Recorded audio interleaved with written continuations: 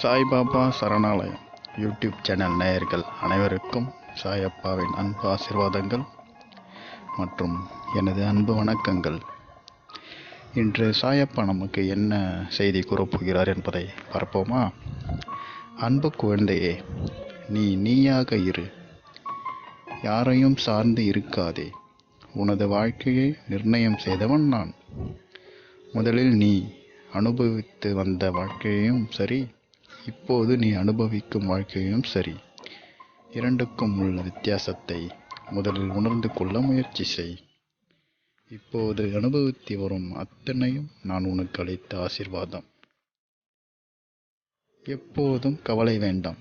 எதை அனுபவிக்க வேண்டுமோ அதை அனுபவித்து விட்டாய். கடந்து வந்த பாதையில் நீ பார்க்காத துயரங்கள் இல்லை, ஏமாற்றங்கள் இல்லை.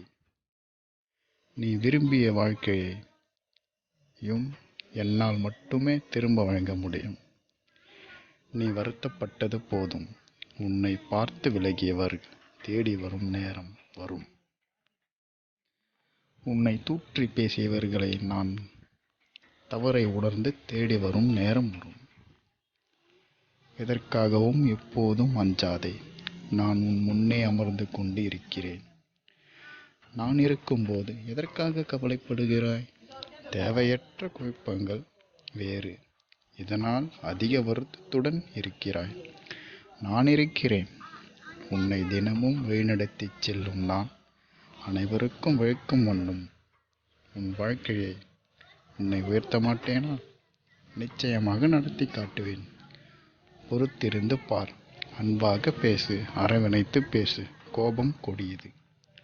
அதை விட்டு என்னை பார், எனது கண்களை பார்.